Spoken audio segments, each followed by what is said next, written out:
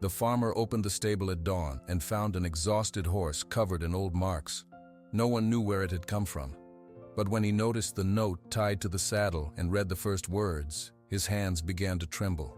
The workers around him stood frozen. The air grew heavy, and in that absolute silence, everyone realized that the horse had not been abandoned by chance. Subscribe to the channel, leave a like, and comment where in the world you're watching from, because now I'm going to tell you everything. The air in the stable was always cold, even before the sun was up. Elijah Jenkins stood in the empty space, his breath making a small cloud. "Still empty," he said to the silence. 22 years, and I still expect to see you in here, Ben." He leaned on the old wooden wall. The stable was clean, but it felt like a missing tooth in the smile of his farm. Every morning he came here. Every morning it was the same. He walked back to the house. The kitchen was quiet. He made his coffee, 1 spoon of sugar, just like always. He looked out the window at the land. The fields were brown and gold. It was autumn. It was the same as last year and the year before that. "Morning, boss." Mike stood in the doorway. He was a solid man, always dressed in a worn jacket and a cap. "Morning, Mike," Elijah said. "Fence on the south side is loose. I'll fix it after breakfast." Elijah nodded. "Good." The back door opened again, letting in a rush of cold air. Luis came in, his cheeks pink. He pulled earbuds from his ears. "Sorry I'm late. My lecture went long. It was about property law." "Just drink your coffee," Mike said, but his voice was kind. The 3 men ate in quiet. The only sounds were the clink of forks and the old clock on the wall. Tick-tock, tick-tock. After eating, Elijah put on his heavy coat. "I'm going to check the east field," Mike nodded. "I'm on that fence." Luis grabbed his own coat. "I'll feed the chickens." Elijah walked outside. The Kansas sky was huge and pale blue.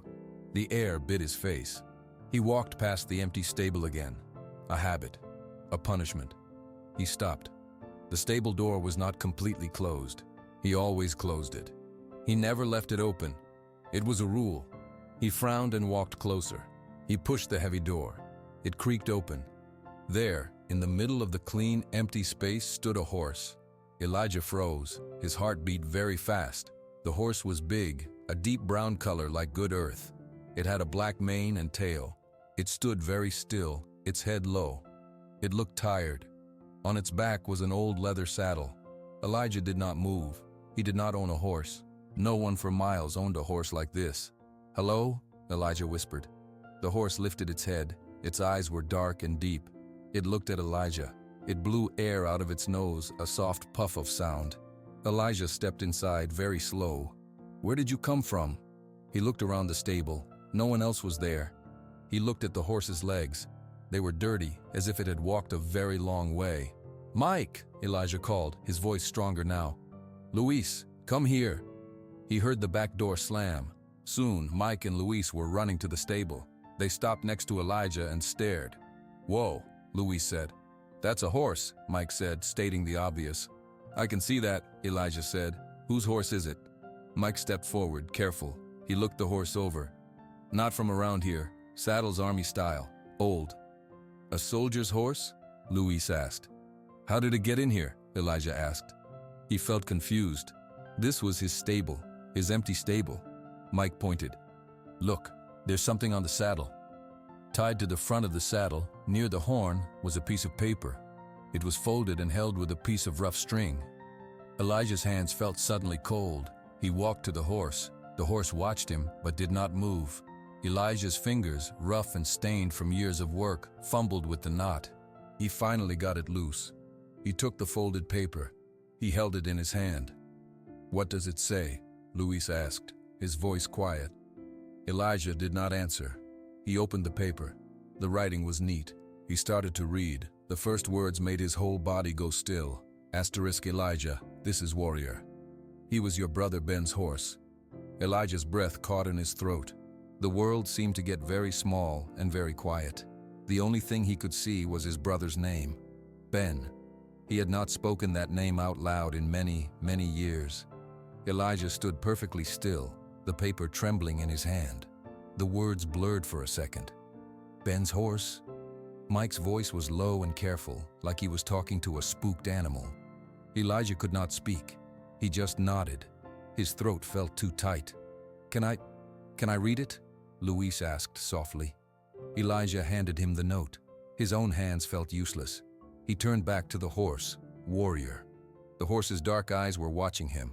They looked sad, Elijah thought. They looked like they knew. Luis cleared his throat and read out loud. His young voice sounded strange saying the words. Elijah, this is Warrior. He was your brother Ben's horse. My name is Eleanor. I served with Ben. I am sorry to tell you that Ben died 1 year ago. He was not killed in combat. He was home, but it was not an accident. He wanted you to know the truth when the time was right. His last wish, his only wish, was for Warrior to come to you. He said to tell you he was sorry for the fight. He said to tell you he never forgot home. Please take care of Warrior. He is a good horse. He is all that is left. There is a phone number at the bottom. Call it when you are ready. Eleanor. The silence that followed was heavy. The only sound was Warrior shifting his weight, the soft creak of leather. Mike took off his cap and ran a hand through his hair.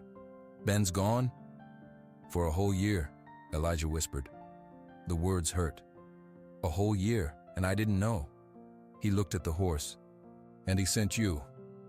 He felt a pain in his chest, sharp and old. He remembered the last time he saw Ben. They were both young men, standing right outside this very stable. Ben's bag was packed. Their words were angry, hard, and final. You walk out that gate, don't you ever come back, Elijah had said.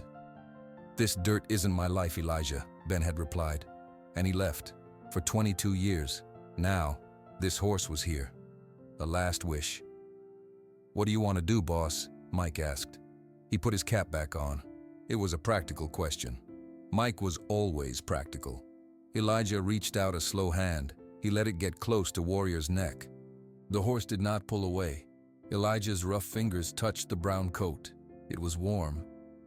He's real, Elijah said. He's skinny, Mike observed, walking closer. Look at these marks. These are old scars. On his legs, here on his flank. This horse has seen things. Luis carefully folded the note. Who is Eleanor? What does she mean? It was not an accident. I don't know, Elijah said. His mind was stuck on one thing.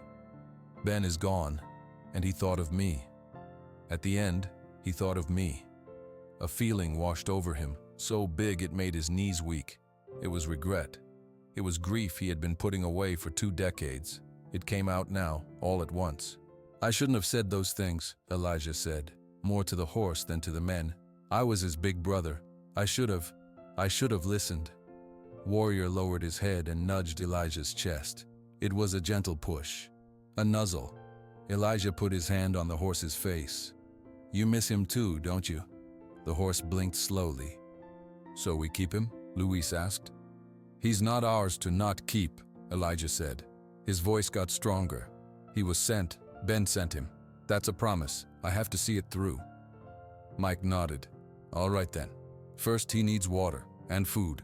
Luis, get a bucket of clean water from the pump. I'll get some of the good hay from the barn loft. The 2 men moved, their actions breaking the spell of shock. Elijah stayed where he was, his hand on Warrior. I don't know anything about horses, Ben, he whispered. I know corn. I know wheat. I know fixing fences. What am I supposed to do with a horse? Warrior just stood, listening. But I'll learn, I promise you. I'll take care of him. Mike came back with an armful of sweet hay. He spread it in the stable's old feeding trough. Warrior turned and sniffed it. Then he began to eat, hungry and steady. Luis came with a full bucket of water. Warrior drank deeply. See, Luis said, a small smile on his face. He knows he's home. Elijah watched the horse eat and drink. He looked at the note in Luis's hand. A brother gone. A mystery. A tired, scarred horse. His lonely farm didn't feel so empty anymore. It felt full of questions, and for the first time in many years, it felt full of a purpose he did not choose, but one he would not refuse. We need to make this stable proper, Elijah said, his old, commanding tone returning. Mike, check that back wall is solid. Luis, clean out the rest of the stalls. He needs a clean place. What about the phone number? Luis asked, holding up the note. Elijah looked at the 10 numbers written at the bottom. He was not ready. The note had too many big things in it. Grief was big enough for one day. Tomorrow, Elijah said. I'll call tomorrow. Today we take care of what Ben sent us. The next morning, Elijah did not call the number. He stood in the stable instead, holding a brush. He had found it in the old tack room, covered in dust. Warrior stood quietly in his stall. He was clean now, and his coat was starting to shine. See? Not so hard, Elijah said, moving the brush in slow circles. The horse's muscles twitched under his hand. Mike says you need your feet checked. A farrier, he said. I don't know a farrier, but I'll find one. Elijah talked as he worked. He talked about the weather. He talked about the price of corn. He talked about nothing at all. It was just to fill the quiet. It felt good to have another living thing to talk to. Suddenly, Warrior's head shot up. His ears pointed forward, sharp and alert. He let out a low snort. What is it? Elijah asked. He heard it then. The sound of a car on the gravel lane. Not Mike's old truck. Not Luis's small car. This was a different sound. A smooth, quiet sound. Elijah walked to the stable door and looked out. A long black car was coming up the drive. It was clean and shiny, like it had never been on a dirt road before. It stopped in front of the farmhouse. A man got out. He was tall. He wore a dark suit and a tie. He looked at the house, then turned his head and looked right at the stable, right at Elijah. The man started walking toward him. His shoes were polished. They clicked on the gravel. Elijah felt a cold feeling in his stomach. He stepped outside, closing the stable door behind him. Good morning, the man said. He did not smile. Are you Elijah Jenkins? I am, Elijah said. My name is Agent Curtis. I am with the Department of Defense. He took a small card from his pocket and held it out. Elijah looked at it but did not take it. What do you want? Elijah asked. We are conducting a recovery operation for misplaced government property. I have reason to believe an asset is on your premises. A horse, a bay gelding. That's my brother's horse, Elijah said. His voice was firm. Agent Curtis's expression did not change. I understand there may be confusion. The animal is part of a decommissioned military unit. It is government property. It needs to be returned to a proper facility. No, Elijah said. The word came out quick and hard. His name is Warrior. My brother Ben sent him to me. He's mine now. Do you have documentation? Agent Curtis asked. I have a note. A note is not a legal transfer of government property, Agent Curtis said. His voice was flat, like he was reading from a book. You need to hand the animal over. The stable door opened. Mike stepped out. He had been listening. He stood beside Elijah, his arms crossed. He did not say anything. Who's this? Agent Curtis asked. He works here, Elijah said. He's a witness. Agent Curtis looked at Mike, then back at Elijah. Mr. Jenkins, this is not a request. This is an official recovery. You are obstructing.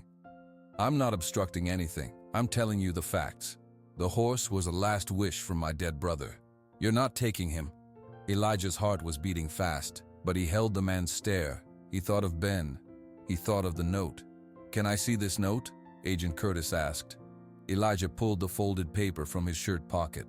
He opened it and held it out, but he did not let go. Agent Curtis leaned forward and read it. His eyes moved quickly. This proves nothing, he said, straightening up. It doesn't change the horse's status. It just explains how it got lost. He's not lost. He's home. They stood in silence for a long moment.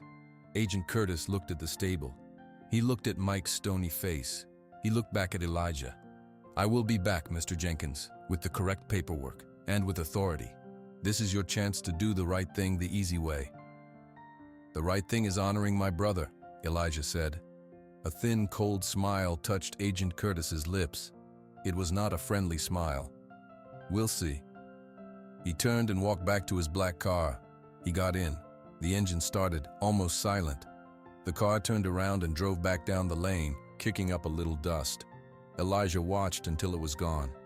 That, Mike said, spitting the word into the dirt, was trouble in a suit. He wants Warrior, Elijah said, his voice quiet. He doesn't just want him. He acts like he owns him. Elijah folded the note and put it back in his pocket. He felt the paper, thin and fragile. It was all he had. He's not getting him, Mike. I made a promise. That man doesn't know what that means. Mike looked at the dust settling on the road. I think he does, boss. That's what worries me. He knows exactly what it means and he wants the horse anyway. Elijah turned and went back into the stable. Warrior was pacing in his stall, his eyes wide. He had heard the strange voice. He felt the tension. "It's okay," Elijah said, his voice softening. He went to the horse and put a hand on his neck. "I'm here. Nobody is taking you anywhere." But as he said it, he looked at the closed stable door. He thought of the black car on the road. The easy way was over. Warrior was not an easy horse. In the 3 days since the man in the suit had come, the horse was nervous. He jumped at birds. He shied away from a blowing piece of paper. He would not let Mike or Luis near him to put on a halter. "He's scared of his own shadow," Mike said, watching from the fence as Elijah tried to approach it with a bucket of grain. Warrior backed into the corner of the small paddock. "He's been through things," Elijah said. His voice was tired. "We don't know what things." He put the bucket down and walked away. Warrior watched him go, then came forward to eat. Later that afternoon, Elijah was in the stable. He was trying to brush Warrior, but the horse would not stand still. He moved his feet. He tossed his head. "Hold still," Elijah muttered. His own sadness and worry were a knot in his chest. The man in the suit, Ben being gone, this scared, beautiful animal he did not know how to help. Without thinking, a sound came out of his mouth. It was just a hum. A low, tuneless hum of frustration. Warrior's head turned. His ears flicked. Elijah did not notice. He kept brushing, and the hum kept going. Then, it found a shape. It was an old melody, a song his mother used to sing when they were boys, hanging clothes on the line, a simple song about a bluebird. He hummed the song. Warrior stopped moving.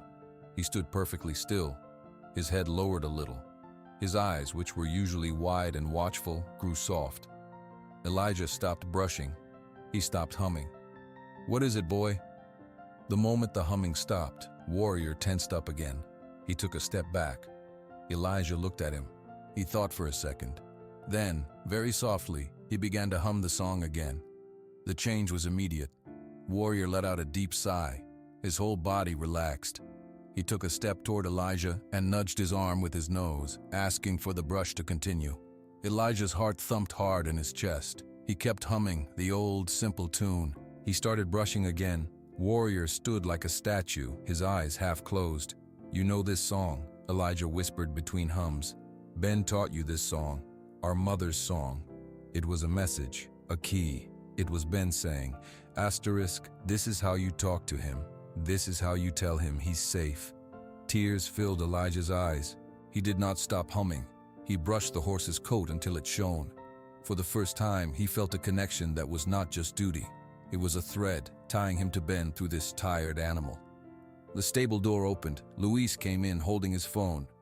"Mr. Jenkins, I was listening to a—" "Shh," Elijah said softly, holding up a hand. Luis froze. He saw Elijah humming. He saw Warrior standing calm and quiet. His eyes went wide. He just watched. Elijah finished brushing. He gave Warrior a gentle pat on the neck. He stopped humming. Warrior nudged him, asking for more. "Later," Elijah promised. He turned to Luis. "What is it?" I was listening to a lecture on animal custody. It might help, but what was that?" "That was my mother's song," Elijah said. He walked out of the stall and latched the gate. Warrior watched him go, calm and peaceful. Ben must have hummed it to him, every day probably. It's the only thing that calms him down. "That's amazing," Luis said, following him out into the afternoon sun. Mike was by the barn, tightening a bolt on the tractor. "Find something?" Mike called over. "Elijah found a way to calm the horse," Luis said, "with a song." Mike walked over, wiping his hands on a rag. He looked at Elijah's face. "A song, huh?" "Our song," Elijah said. He felt a strange mix of happiness and deep, deep sadness. "It's proof. Proof Ben loved this animal. Proof he meant for him to be here." Mike nodded slowly. "That's good. That's real good, boss." He looked toward the road. "Might be the only proof we have, if that suit comes back." "He will come back," Elijah said. His voice was sure. "He's not the type to forget." "So what do we do?" Luis asked. "We learn," Elijah said. He looked back at the stable. We learn all about Warrior. We make this place safe for him. Mike, I want a new lock on that stable door today, a strong one. Already bought one, Mike said, pointing to his truck. Was gonna put it on this afternoon. Good. Luis, you keep listening to those law talks. We need to know our rights. Yes, sir. Elijah looked at the two men. Mike, steady and ready. Luis, young and eager to help. He looked at the stable where a horse now stood, a piece of his brother's soul. For the first time in 22 years, he did not feel alone on his farm. He felt like he had a family again. A strange, patched-together family brought together by a horse and a lost brother. But the feeling was not all warm. The man in the black car was still out there. The easy quiet was over. Now, they had something to protect. The new lock on the stable door was strong and shiny. Mike checked it 3 times before he went to his small cabin on the property. He left a flashlight on the porch rail just in case. Elijah lay in his bed in the farmhouse. He listened to the sounds of the night, crickets, the wind in the old oak tree. He thought about Ben. He thought about the song. He finally fell into a light sleep. At 2 o'clock in the morning, a different sound cut through the night.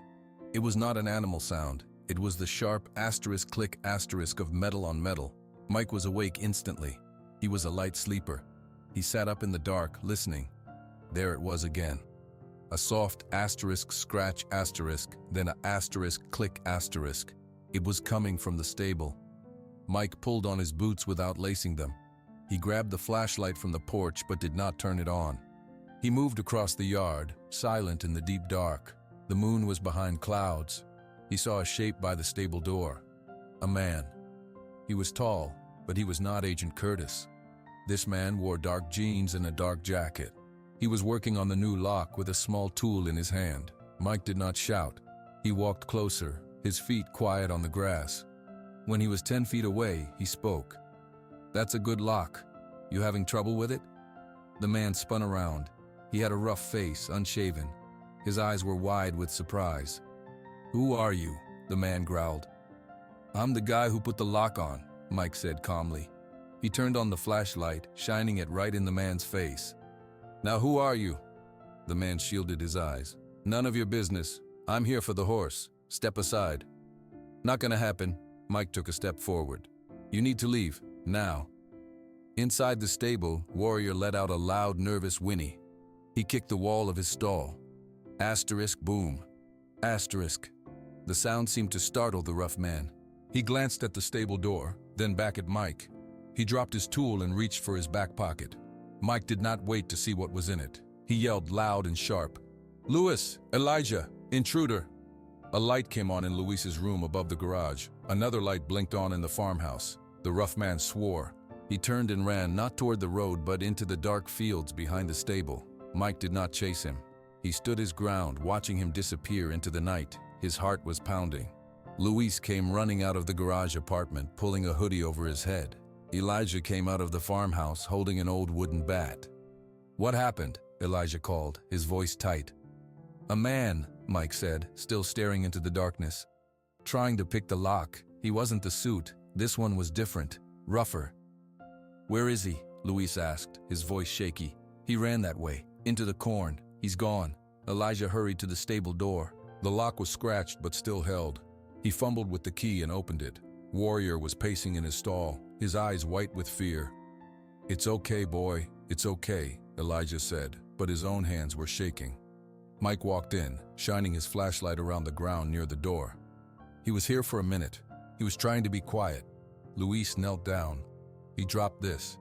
He picked up the small metal tool. It was a lockpick. "Give me the light," Mike said. He took the flashlight from his own hand and started to slowly examine Warrior. He checked the horse's legs, his body. Then he lifted the horse's bridle where it hung on a hook outside the stall. "Come here," Mike said, his voice grim. Elijah and Luis came close. Mike pointed the flashlight at the bridle. There, clipped to the leather near the ear, was a small black metal device. It was no bigger than a coin. A tiny green light on it blinked once, slowly, like a heartbeat. "What is that?" Luis whispered. "That's a tracker," Mike said. He didn't touch it. "A GPS tracker. He wasn't here to take the horse tonight." He was here to make sure they can always find the horse. The three men stared at the blinking light. The night felt very cold and very dark. That government man, Elijah said softly. He said he'd be back with paperwork. He didn't say he'd send a thief in the night first. Told you he smelled wrong, Mike said, his jaw tight. This ain't about a lost horse. This is about someone wanting a problem to disappear, and Warrior is the problem. Luis looked from the blinking device to the scared horse to Elijah's hard face. The reality of it settled on him, heavy and frightening. This is real, Luis said, more to himself than to them. Yes, Elijah said. He reached out and carefully, gently, unclipped the device from the bridle. The green light kept blinking in his palm. He held it for a moment, then walked to the stable door. He drew back his arm and threw the device as far as he could into the dark, tangled brush at the edge of the property. The blinking light vanished into the weeds. He turned back to the others. His face was set in lines of stone. Tomorrow morning, Elijah said, I am calling that number. I am calling Eleanor. It's time to know what my brother was into. It's time to know what we're really protecting. The kitchen phone was old and beige. Elijah held the note with the number in one hand and the receiver in the other. Mike and Luis sat at the table watching. It was 7 o'clock in the morning. His fingers shook as he pressed each button. The dial tone buzzed in his ear. It rang once, twice. A woman's voice answered. It sounded tired. Hello? Is this Eleanor? Elijah asked. His mouth was dry. There was a long pause. Who is this? This is Elijah Jenkins, Ben's brother. Another pause. He heard a sharp intake of breath on the other end. Elijah, you got Warrior. Yes, he's here. He's safe. Elijah looked at the two men at his table. I got your note. A man came. A man named Agent Curtis. He says Warrior is government property. Last night, another man tried to break into my stable. He put a tracking device on the bridle. Curtis, Eleanor said, and the word was like a curse. He found you. I was afraid of that. What is happening? Elijah's voice broke a little. The note said Ben didn't die in combat. What does that mean? What did my brother find? You need to understand, Elijah. Ben was a good soldier, one of the best. He worked with horses, special horses for special operations. Warrior was his partner. I know, Elijah said. About a year and a half ago, Ben started noticing things. Paperwork was wrong. Horses that were supposed to be retired were disappearing, not to good homes. He dug deeper. He found a secret program. A few bad people inside were selling these trained animals, selling them to a private militia, a very dangerous group. Mike leaned forward, his elbows on the table, listening hard. Ben was going to report it, Eleanor continued. He gathered proof, but someone warned the wrong people. They knew he knew. He knew they were coming for him. So he did the only thing he could think to do. He took Warrior one night. He rode him far away from the base. He called me. He told me where to find the horse. He said, "Get Warrior to my brother. Elijah will know what to do." He believed that. But what about Ben? Elijah asked, his heart pounding. The next day, Eleanor said, her voice dropping to a whisper, there was an accident. A training accident, they said. A truck hit him. The driver was never found. There was no investigation. It was fast and quiet. Elijah closed his eyes. The room felt like it was spinning. It was not an accident, he said. No, Eleanor said firmly. It was not. Ben was murdered because he found their secret. And Warrior is the proof. He is one of the horses they were trying to sell. His training records, his identification. If the right people see him, they can trace him back to the illegal orders. Ben hid him to keep him safe and to keep the proof alive. Elijah was silent for a long time. He thought of his little brother, trying to do the right thing. He thought of him alone, scared, sending his best friend away for safety. Why didn't you go to the police? Luis blurted out toward the phone. Who do you think they would believe? Eleanor's voice was bitter. A discharged soldier with a crazy story, or an official from the Department of Defense. Curtis is part of it. He's the one who handles the cleanup. He makes problems go away. If I show my face, I end up like Ben. I've been moving from place to place for a year. So they want Warrior back to destroy the proof, Mike said, speaking toward the phone's receiver. Yes, Eleanor said. They want to erase him, and they want to erase what Ben knew. You have the only piece of the puzzle they can't find on paper.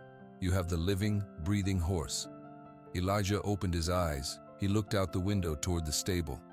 He's not a puzzle piece. He's my brother's heart. I know, Eleanor said softly. Ben loved that horse, and he loved you. He talked about you all the time.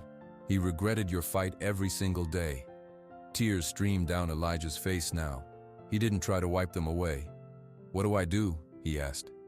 You have to do what Ben couldn't, Eleanor said.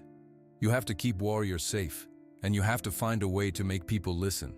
You have to tell the truth. It's the only thing that will clear Ben's name. They'll come back here, Elijah said. They will, Eleanor agreed. Curtis doesn't fail. He will come back with more authority, more men.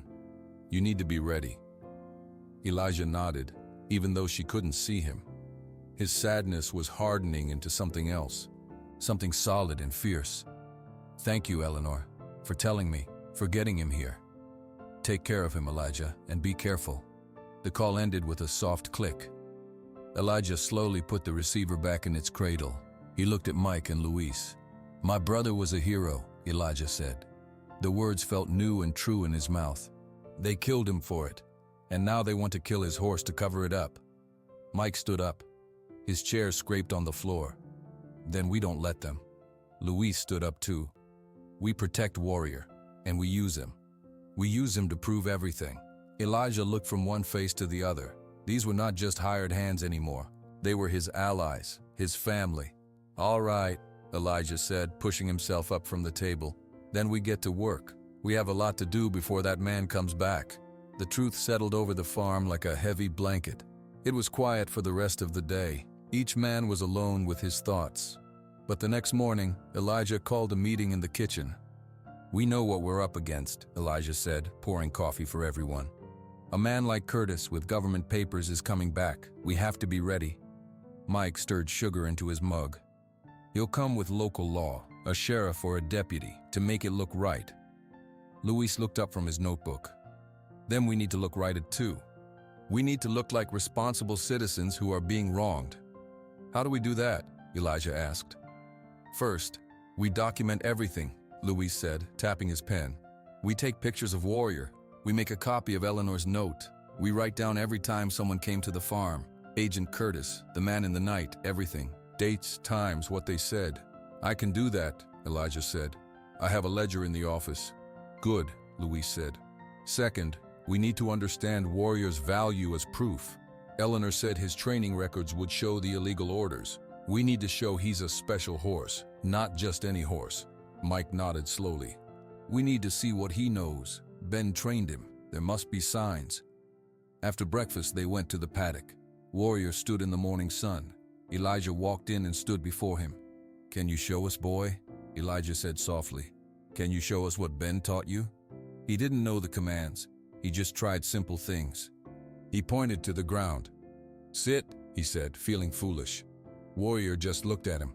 Maybe it's not a voice command, Mike said, leaning on the fence. Maybe it's a signal. Elijah thought. He raised his hand, palm out, like a stop sign. Warrior immediately took a step back and stood perfectly still, head up, alert. Luis gasped. Whoa! Elijah lowered his hand. He made a gentle patting motion against his own leg. Warrior walked forward calmly and stopped right beside him, shoulder to Elijah's arm. See? Mike said, a hint of admiration in his voice. That's advanced training. That's not a farm horse. That's a soldier. Elijah's heart ached with pride for his brother. Ben did this. He made this.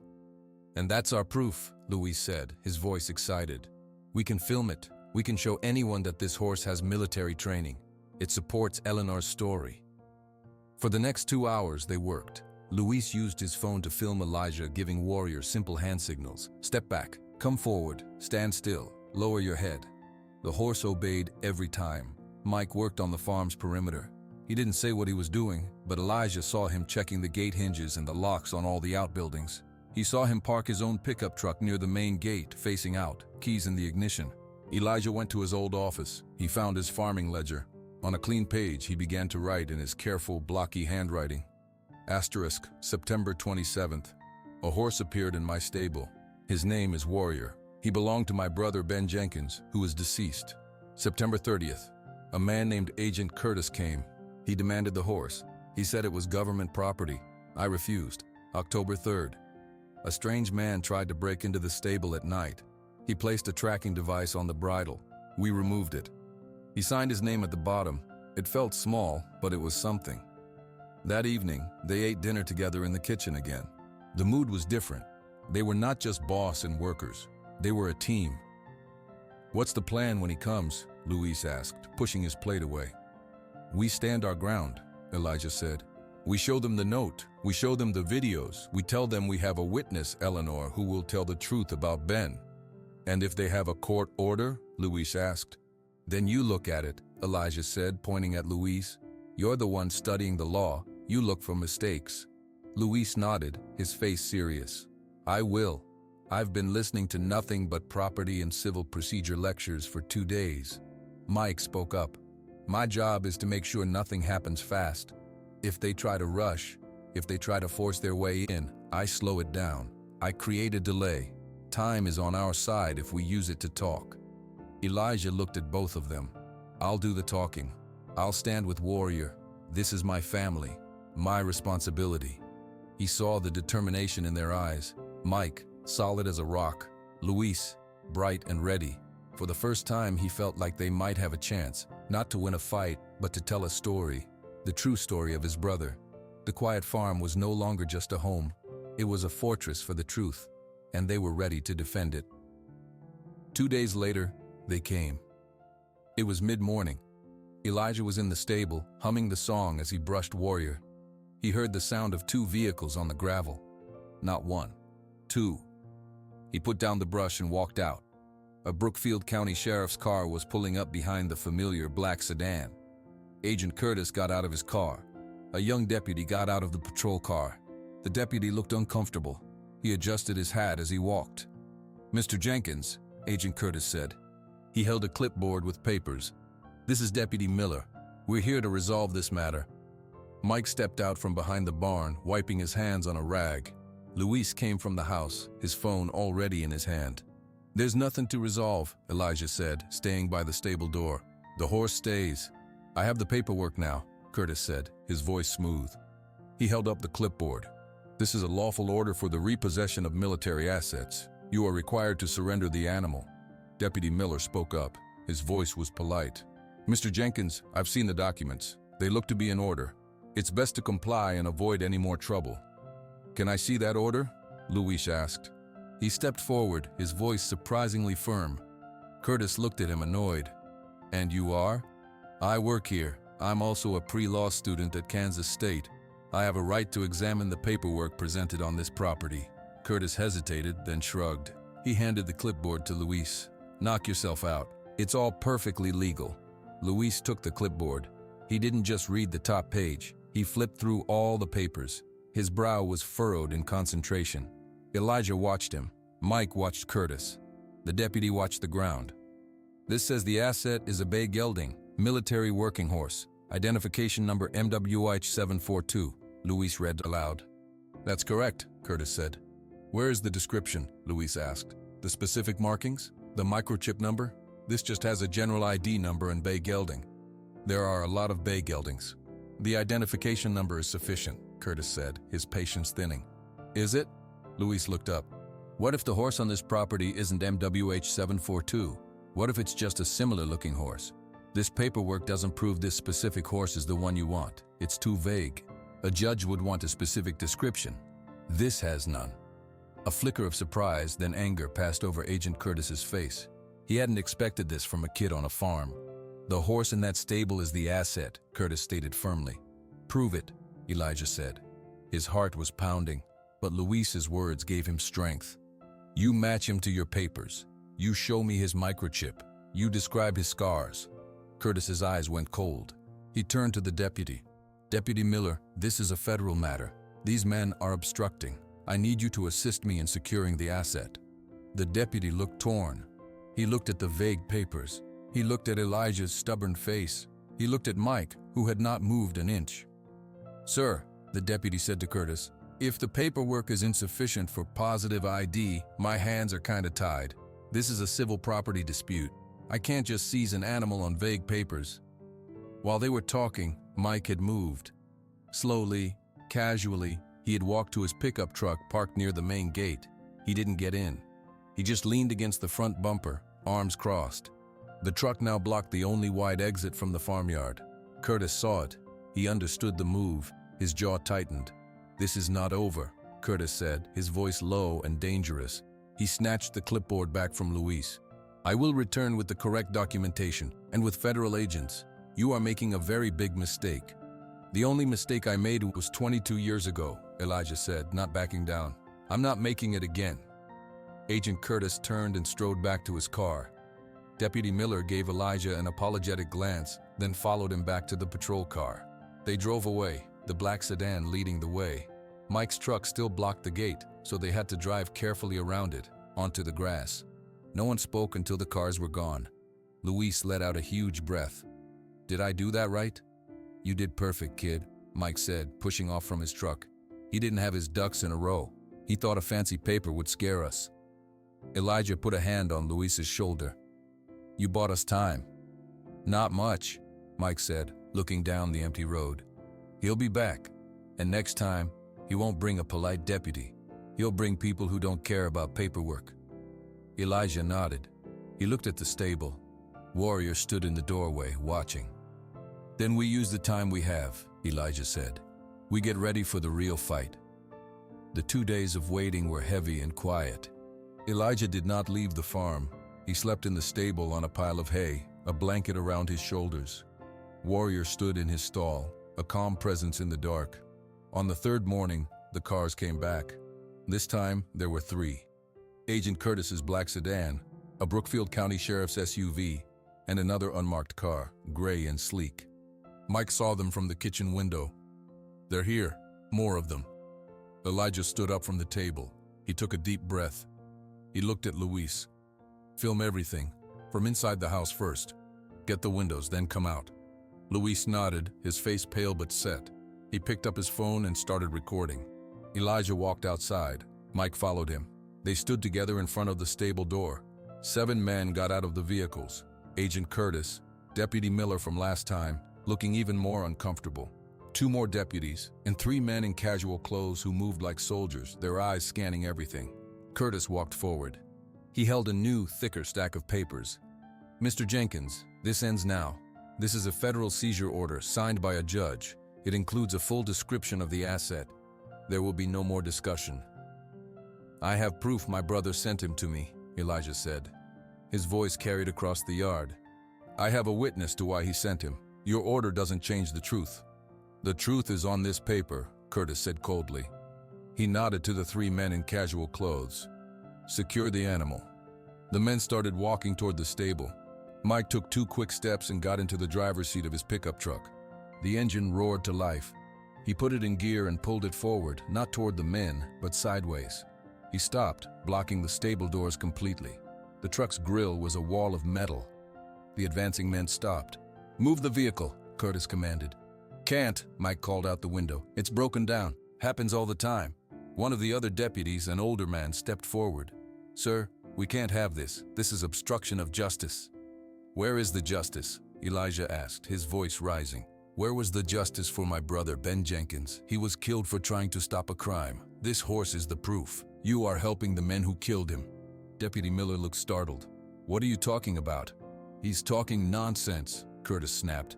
"He's a distressed old man inventing stories to keep government property." Luis walked out of the house then. He held his phone up, filming Curtis, filming the deputies. "I'm recording this entire interaction for our legal counsel. The paperwork last time was invalid. We want to see this new paperwork. We have the right to examine it before any seizure." Curtis's face was tight with anger. He waved the papers. "This is the authority. Now move the truck, or we will arrest you for obstruction and move it ourselves." Elijah stepped around the front of Mike's truck. He stood between the men and the stable doors. He thought of Ben. He thought of the last terrible words between them. He looked at Agent Curtis. "No," Elijah said. The word was quiet but clear. "You are not taking him. This is my brother's last wish. This is my family. You want this horse? You go through me, and you explained to the world why an old farmer and a scared horse are such a threat to you. The yard was utterly still. The three tough men looked at Curtis, waiting for an order.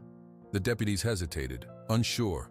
Deputy Miller stared at Elijah's face, at the raw truth in his eyes. Curtis took a step forward. Last warning. Elijah did not move. He thought of Warrior's intelligent, trusting eyes. He thought of the song that calmed him, a gift from Ben. You had my brother killed for the truth. I am not letting you kill his truth too. Not this time. The defiance hung in the air. It changed things. This wasn't just about a horse anymore. It was a challenge, a statement. Agent Curtis looked at the deputies, at the phones, at the truck, at the stubborn old man. He calculated the scene. It was messy. It was public now, on film. It was not the clean, quiet seizure he needed. His jaw worked. He pointed a finger at Elijah. This is not over. You have no idea what you're involved in. He turned sharply and strode back to his car. After a moment, the others followed, confused but obedient. The cars drove away, leaving only dust. Elijah's knees felt weak. He leaned against the warm hood of Mike's truck. Mike turned off the engine and got out. Luis lowered his phone, his hands shaking. They left, Luis whispered, amazed. For now, Mike said. He looked at Elijah. That took guts, boss. Elijah looked at the stable. He had done it. He had stood his ground, not for a horse but for his brother. The fight was not over, but a line had been drawn, and for the first time in 22 years, Elijah was on the right side of it. The dust settled on the empty lane. The three men stood in the quiet yard, the only sound the hum of Mike's truck engine as it cooled. They're gone, Luis said again, as if saying it would make it real. They'll regroup, Mike replied. He walked to the driver's side and opened the door. But we bought a day, maybe two. He released the parking brake and pushed the truck back to its usual spot by the barn. Elijah pushed himself away from the hood. His hands were still trembling, but his mind was clear. We use the time. We make a plan that lasts longer than a truck and a shouted no. He looked at both of them. Kitchen. Now. They sat around the familiar table. Elijah put the folded note from Ben in the center. Luis placed his phone next to it. Mike set down his multi-tool with a soft clink. We have pieces, Elijah began. We have the horse, we have the note, we have Luis's video from today, we have Eleanor's story, and we have a man from the government who wants it all to disappear. We need to put the pieces together where people can see them, Luis said. He picked up his phone. This video shows him threatening us. It shows the deputies being unsure. It's good, but it's not enough on its own. We need Eleanor, Mike stated. She's the witness. She connects the horse to Ben and Ben to the crime. Calling her once was dangerous, Elijah said. But we need to talk to her again. We need her to agree to tell her story to someone else, someone who can't be ignored. A reporter, Luis suggested? Or a different part of the government? A congressman? Maybe, Elijah said. He looked at the note. But first, we protect what we have. Mike, what can we do here? Mike leaned back in his chair. We can't stop a real assault, but we can make it loud. We can set up lights, motion sensors. We can make it so anyone coming here at night isn't hidden. We make a scene. They like quiet. We don't give them quiet. Do it, Elijah said.